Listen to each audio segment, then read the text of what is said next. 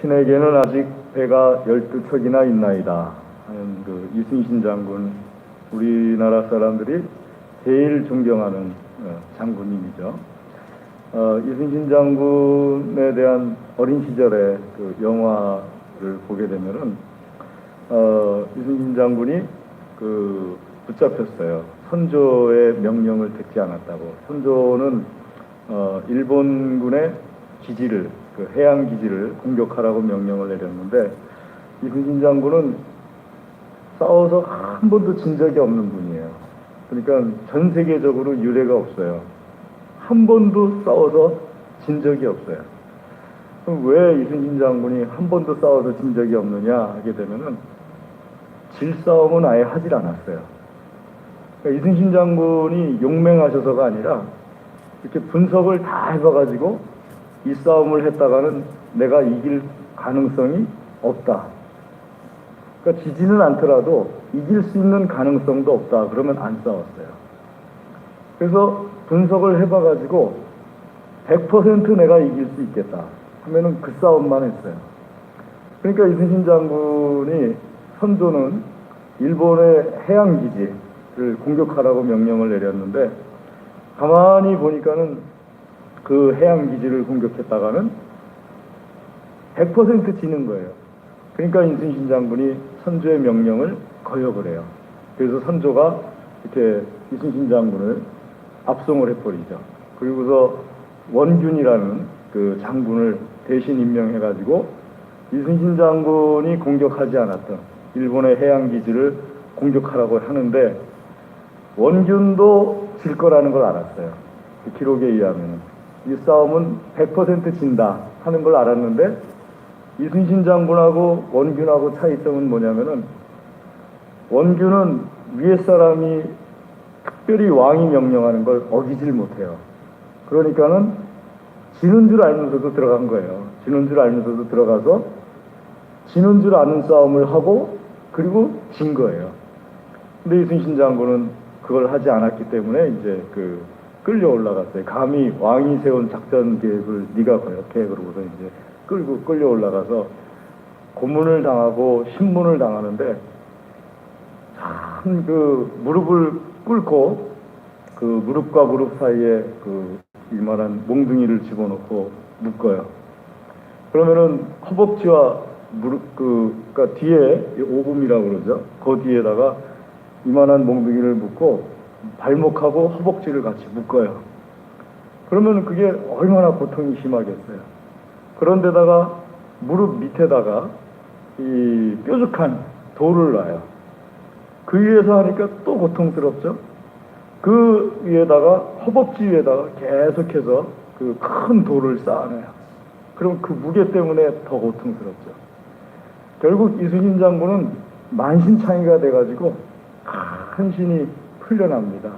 잘 아시는 그 유성룡이라는 그 걸출한 또 천재죠. 우리나라 그 대감 중에 그 걸출한 천재가 이순신 장군을 풀어줄 것을 간청을 하니까 이제 이순신 장군을 선조가 풀어줘요.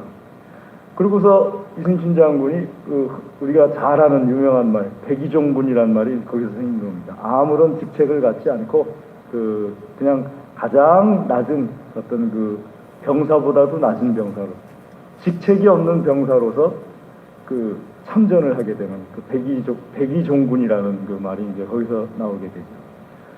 그 몸이 다 회복되지도 않았는데 또 이렇게 그 참전을 하고, 그런 가운데서 일본의 그 해군이 또 침공을 하니까 선조가 자기가 그렇게 망가뜨린 이순신에게 또 명령을 내리는 거예요. 나가서 막으라고. 그러니까 이순신 장군께서 선조에게 쓴 글이 아직 신에게는 12척의 배가 있습니다 하고서 이렇게 글을 써서 올리죠. 충분히 막을 수 있다고. 그러면서 마지막으로 이제 싸울 때까지 그 배를 가지고서 계속해서 이제 싸움을 하게 되는데, 몸이 이미 다 망가졌어요. 그래서 종종 하는 말이, 이순신 장군이 일부러 자기를 위험한 그런 그 전투의 상황 속에 자기를 드러내셔가지고 죽었을 수도 있다. 왜냐하면은 전쟁이 끝나고 나면은 또 선조한테 괴롭힘 당할 거 아니에요. 선조라는 그 왕에게 또 괴롭힘을 당할 것 같으니까 이순신 장군이 그렇게 했을 수도 있다. 한번 신문 받을 때 그 큰 정말 몸이 다 망가지고 그랬는데 또 괴롭힘을 당하면 또 힘들잖아요. 제가 인천에 화평동, 화수동이라고 있습니다. 거기에 그 인천 산업선교회인가 하는 그 단체가 있었어요. 동일방직인가 하는 그 방직 회사에 다니는 여공들 중심으로 한 선교회였는데, 이 산업선교에 그 있었던 분 중에 이제 김근태라는 분도 계셨어요.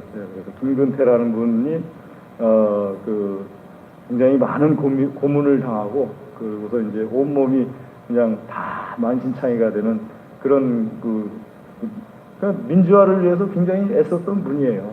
근데 그 고문이 너무 심하고 고문 후유증 때문에 오래 살진 못했죠. 오래 살지 못하고 그 세상을 떠났는데, 이 신문을 한다는 것에 대해서 할 때 오늘날처럼 저도 신문을 받아봤어요. 경찰서에 끌려가가지고 그 조서를 쓰는데, 저를 대해주신 그 경찰관분은 딱 한 가지만 제가 기분 나빴어요. 뭐가 기분 나빴냐 하면, 전도사인데 이양규 씨 한 거, 그거 한 가지만 기분 나빴고 아주 신사적으로 이렇게 대해주셨어요. 그런데 속으로 그 당시는 제가 세상 물정을 너무 몰랐으니까, 내가 전도사인데 왜 나보고 자꾸 이양규 씨 하는 걸까? 그것 때문에 이제 기분이 좀 안 좋았었는데, 그것 빼놓고는 굉장히 신사적으로 저에게 그 신문을 했어요. 그 조서를 쓴다고 그러죠.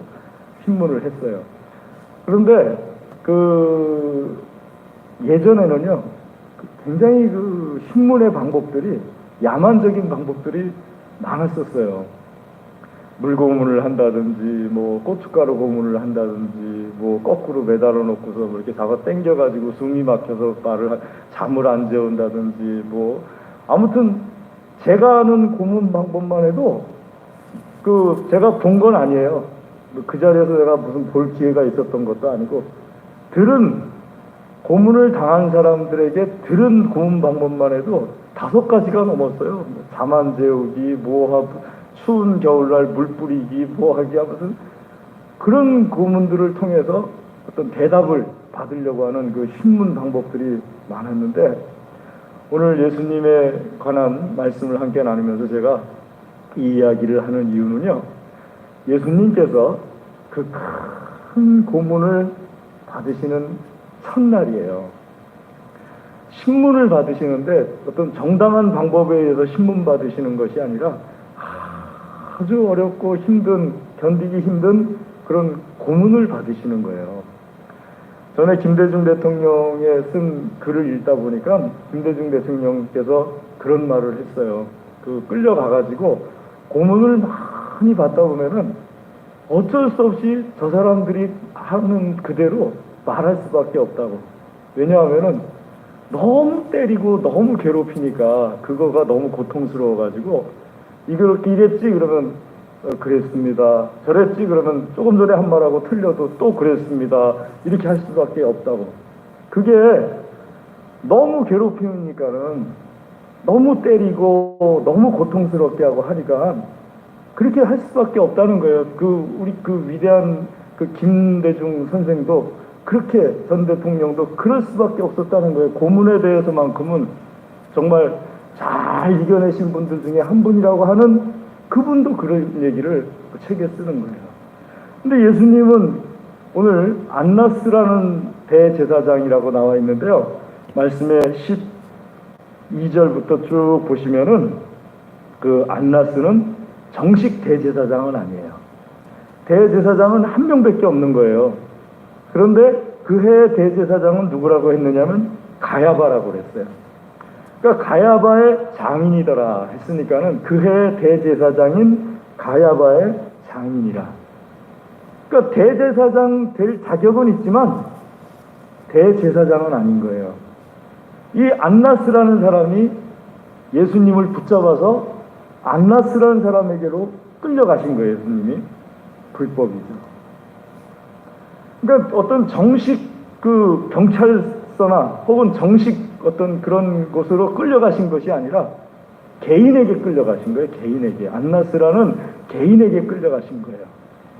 개인에게 끌려가시면서 거기에서 말씀 뒤에 보시면은 19절부터 24절까지 보면은 그 중에 한 사람이 손으로 22절 말씀에 있는 것처럼 예수를 쳐 이르되, 여기서부터 예수님이 매맞기 시작하시는 거예요. 이 안나스라는 사람의 하인에게서 매맞기 시작하는 거죠. 우리 성경에는 손으로 쳐 이르되 했는데, 미국 사람은 말하기를 자기네 표현으로 말하면 예수님을 두들겨 패기 시작했다, 이렇게 하더라고요. 그러니까 여기서부터 벌써 예수님이 그 취조를 받으시는 거죠. 고문에 의해서 취조를 받기 시작하는 거예요.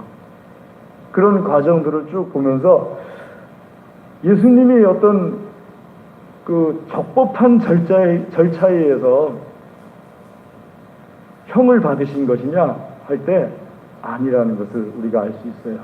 불법적인 방법에 의해서 제대로 된 것도 아니고, 빌라도나 나중에 빌라도가 무죄라는 것을 말하려고 했는데 그 무죄라는 것을 말 못하게 하려고 밀란이 일어날 것을 협박을 하는, 밀란을 일으킬 것 같은 그런 분위기로서 협박을 해서 무죄이신 예수님이 무죄가 아닌 게 되는 그런 결론을 끄집어내는, 처음부터 끝까지 불법적인 거예요. 예수님은 그걸 다 아시면서도 이 하속들에게 끌려가신 거예요.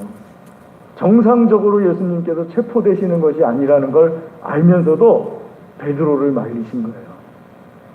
그러니까 베드로가 대제사장의 종 말고의 귀를 쳐서 귀를 떨어뜨렸다는 것은요, 베드로도 어느 정도 알고 있었다는 거예요. 왜냐하면은 베드로도 기록에 의하면은요, 젤롯당원이라 한 기록도 있거든요. 젤롯당원이라는 것은요, 요즘으로 치면은 반정부 조직체라는 뜻이에요. 반정부 조직체라는 것은 그런 방법들이 불법이라는 것을 어느 정도 알고 있다는 얘기거든요.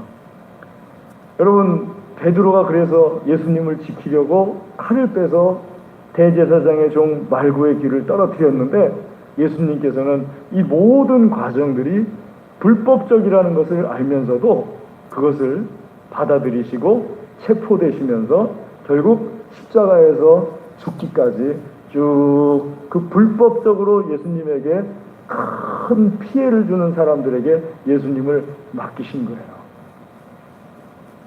종종 우리는 말이죠, 불법에 대해서 이렇게 감당이 안 돼가지고 막 흥분할 때가 있어요.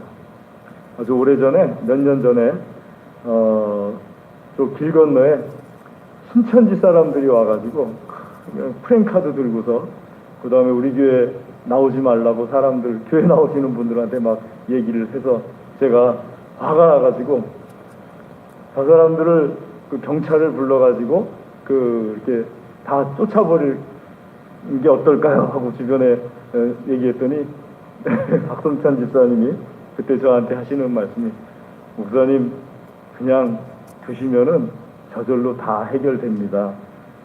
저 사람들한테 맞장구 치면은 별로 좋은 방법, 좋은 결과가 안 생길 수도 있습니다 하고 말씀하셔가지고, 제가 박 집사님이 이렇게 말씀하시니까는 하나님께서 또 우리 박 집사님을 통해서 말씀하실 수도 있겠다 하고서 있는데, 갑자기 그 사람들 중에 한 여자분이 화장실 좀 쓰면 안 되냐고 온 거예요. 왜냐면 저 길 건너에는 화장실이 하나도 없잖아요. 길을 건너도 화장실이 없고 길을 저쪽에도 화장실이 없잖아요.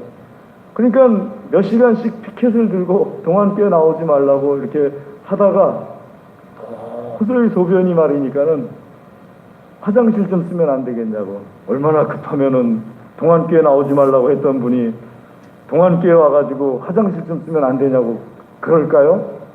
그래서 안내 쓰시던 그 장로님이 쓰시라고, 그래서 화장실을 아주 예쁘게 안내해 드렸대요.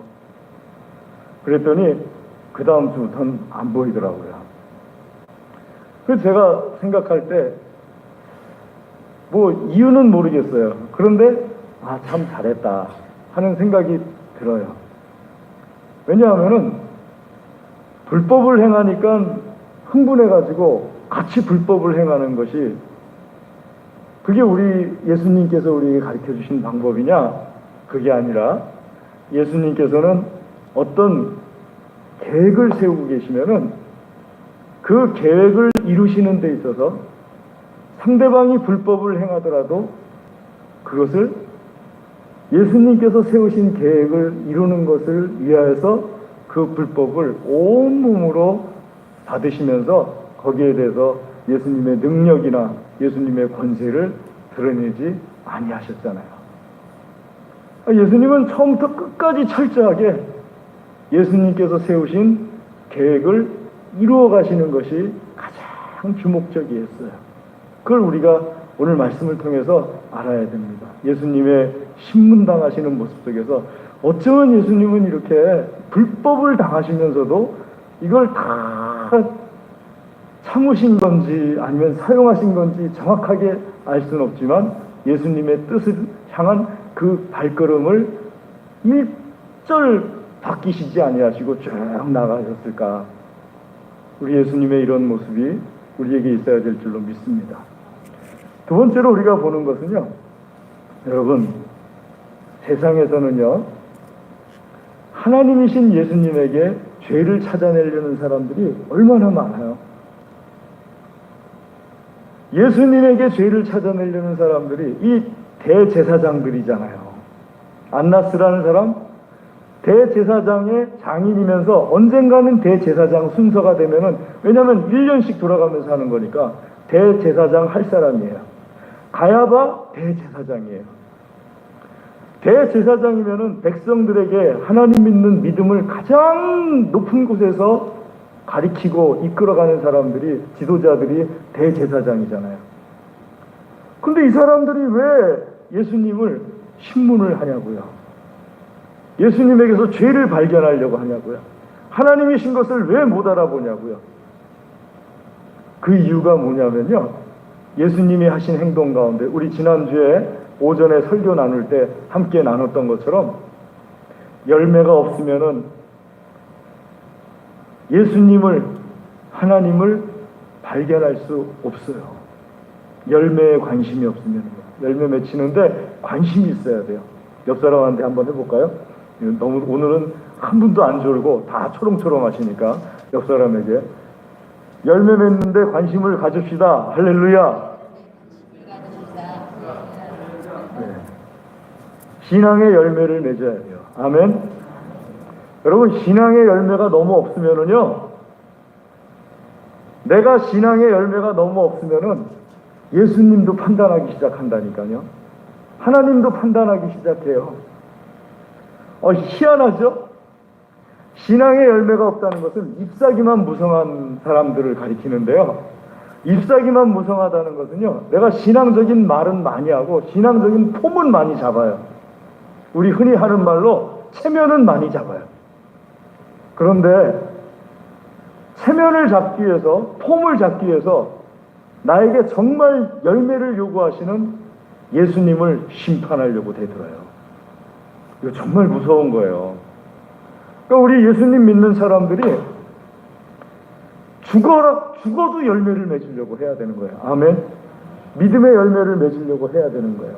그럼 믿음의 열매가 뭐냐 하게 되면요, 지난주에 우리 말씀 나눴던 거 한번 생각해 보세요. 베드로후서 1장 말씀으로 함께 쫙 나눴지 않습니까? 믿음의 덕의 지식을, 지식의 절제의 인내를, 인내의 경건의 형제우애를, 형제우애의 사랑을 더하는 뭘 해야 된다고요? 노력을 해야 돼요. 노력을 하지 않으면은 힘써 더하라 하고 말씀하셨잖아요. 노력을 하지 않으면은 믿음 딱 하나 얻고서는 그걸로 끝나버려요. 나 천국 가니까 됐어 하고서 그걸로 끝나버려요.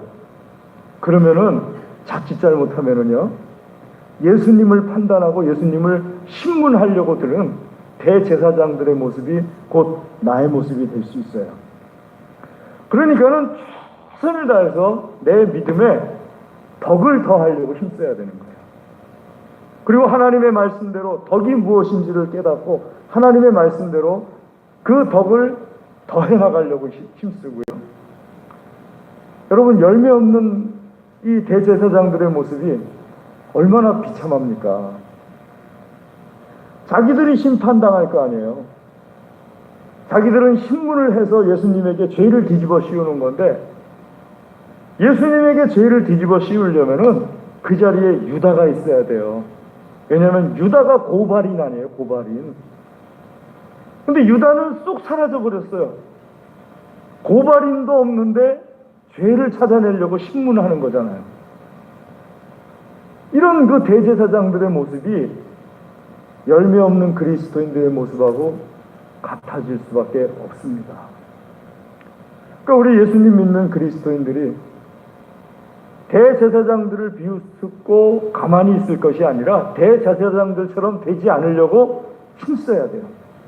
그러려면은 내 믿음에다가 덕의 지식의 절제의 인내를, 인내의 경건의 형제의의 사랑을 계속해서 더해 나가려고 노력을 해야 됩니다. 조금이라도 멈추잖아요? 그러면은 왜 우리 자전거 타는 사람들이 자전거 탈 때 제일 힘든 게 뭐냐면 제자리에 서 있는 게 제일 힘들어요. 아주 잘 타는 사람들은 제자리에 서 있기도 해요. 그런데 그게 제일 힘든 거예요. 자전거 탈 때 제일 쉬운 건 달려가는 게 제일 쉬운 거예요. 그러니까 제자리에 있는다는 건 얼마나 힘든지 몰라요. 하나님 믿는 사람들이요, 자기 자신에게 계속해서 앞으로 달려나가지 않게 되면요, 자기 자신을 제자리에 딱 보존하고 있게 한다? 그거는 불가능한 거예요. 계속해서 달려나가면서 내가 조금이라도 내 믿음에 덕을 쌓으려고 노력을 해야 됩니다. 그럼 구체적으로 어떤 덕일까요? 여러분들은 일상생활 하면서 우리가 내가 참 잘했어 하는 생각 들 때가 있잖아요. 어제 제가 갑자기 기도하면서 장원 열린교회, 저는 장원 묘동교회였어요. 배 목사님이 생각이 나는 거예요. 그래서 배 목사님한테 전화를 했어요. 안 받더라고요. 왜 안 받지? 그러고 있는데 조금 있다가 전화가 왔어요. 배 목사님, 전화했는데 전화 안 받는데요. 복숭아 수확할 때가 되지 않았어요? 나 복숭아 이렇게 수확하면은 제 마음은 처음에 딱 하나였어요. 뭐였냐면은 팥쥐 복숭아 좀 나한테 팔어. 제 마음이었어요. 팥쥐 복숭아 10,000원어치만 팔어. 하고서 전화하는 것이 처음에 그걸 하려고 그랬는데 그 말은 사실 꺼내지도 못했어요.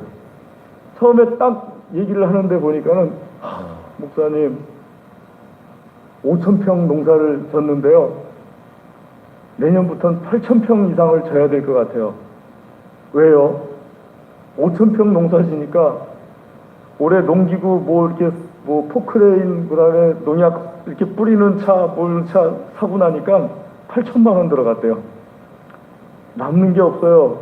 목사님, 교회에다 제가 이거 해가지고 교회를 유지하겠다고 서원을 했는데 뭐가 있어야지 서원을 지키죠. 그래서 제가 배 목사님한테 팥집에 팥집 복숭아 하나만 줘 하고 전화하려고 했더니 싹 들어가고, 배 목사님한테 목사님 사실은 내가 팥집 복숭아 10,000원짜리 하나만 나한테 팔아줘 하려고 전화했던 건데, 목사님 말씀 들어보니까는 팥집 복숭아 사는 문제가 아닌 것 같으네요. 우리 교회에 20박스만 보내줘요. 20박스 보내주면은 제가 어떻게 한번 교우들에게 팔아볼게요. 그러고서 이제 20박스를 어제까지 보내달라고 그랬으니까, 금요일 날 제가 전화를 했으니까 20박스를 보내달라고 그랬으니까는 20박스를 만들려고 또 오후 내내 복숭아를 딴 거예요. 오후 내내 복숭아를 따가지고, 그리고 이제 저녁 8시에 복숭아 20박스를 차에다 싣고 이렇게 왔더라고요. 근데 물기스난 거 4박스도 갖고 왔더라고요. 그래서 제가 물기스난 거 4박스를 이걸 어디다 쓸까 그러다가 그 옆에 할머니 댁들, 여기 송씨 할머니네, 송병희 할머니, 허건사님 댁, 그 다음에 옆에 해금이네 할머니네, 물기스난 거 한 박스씩 이렇게 갖다가 드렸더니 되게 좋아하고, 또 20박스를 1, 2, 3부 때 광고하려고 하는데 2부에 끝나버렸어요. 그래서 3부에는 광고를 못했는데, 근데 제 마음속에 무슨 생각이 들었냐면, 물기스난 거 한 박스 사지 않길 참 잘했다. 20박스 이렇게 해가지고 교인들과 함께 그 장원 열린교회를 도우려고 하는 이런 것을 하기를 참 잘했다. 그런 생각이 들더라고요. 믿음의 덕을이란 말은요, 믿음 안에다가 덕을 세우는 거예요. 그냥 덕이 아니고 믿음에다가 덕을 세우는 거예요. 그러니까는 그리스도인이 덕을 세운다는 것은 하나님 앞에서 내가 생각하기에 참 잘했다, 하나님 앞에서 참 잘했다, 그게 있어야 된다는 거예요.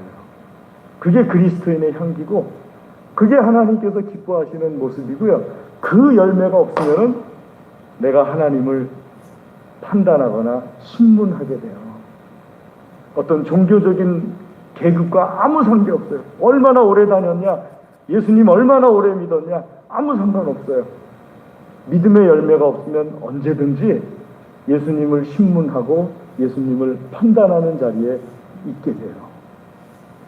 내가 예수님께 판단받아야 될 존재이면서도 감히 그렇게 돼버려요.